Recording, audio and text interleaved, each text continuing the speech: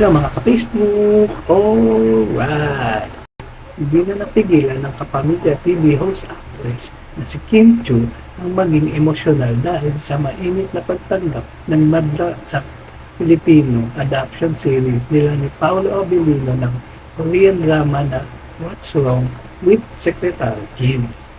Sa kanyang ex-dating Twitter account ay ibinahagi ng It's Showtime na nakatanggap siya ng tawag mula sa staff ng BIU kung saan nagkaroon daw ng technical difficulties ang app dahil sa sabay-sabay na paggamit. Just got a call from BIU staff.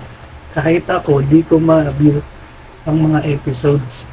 Di daw kinaya ng app yung dami ng sabay-sabay na pag-access at the same time ng 12 midnight sa Admin. Dagdag pa niya, nakakaiyak sa tuwa po sa Admin.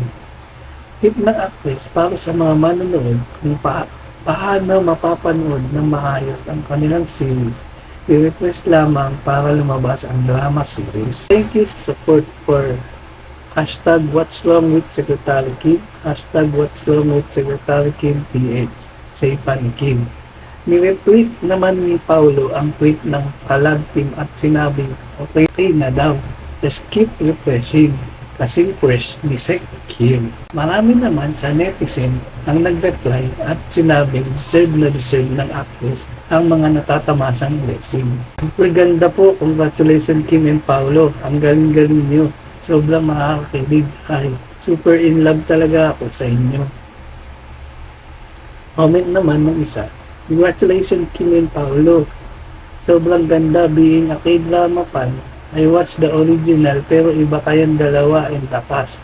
Nakakakilig and the production is world class. Super thankful naman si Kim sa iniwang proyekto sa kanila ni Paolo nang yumaong si Sir Deo and Ronald. At yan ang totoo. Alright. Thank you for watching po. Follow for more videos. Salamat!